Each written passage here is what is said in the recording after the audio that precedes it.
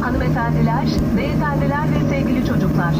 Kemer ikaz ışıkları sönünceye kadar kemerinizi bağlı tutunuz. Tüm elektronik cihazlarınızı kullanabilirsiniz. Uçak park pozisyonuna ulaştığında başüstü dolaplarını açarken dikkatli olunuz. Yolculuğunuzun iyi geçmiş olduğunu umuyor ve sizlerle yeniden karşılaşmayı diliyoruz. Anadolu'da yolculuğunuz için teşekkür ederim.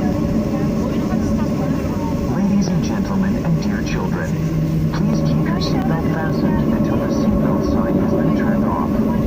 You may use your electronic devices. Please be careful while opening the overhead bins when the aircraft reaches its final parking position. We would like to say goodbye and hope to meet you again. Thank you for flying with Anadolu Jet.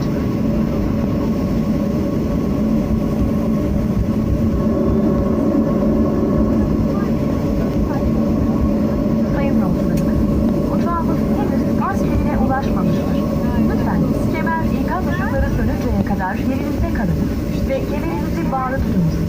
Teşekkür ederiz. Ladies and gentlemen, our aircraft has not reached its final parking position. Please remain seated with your seatbelt fastened until the seatbelt sign has been turned off. Thank you.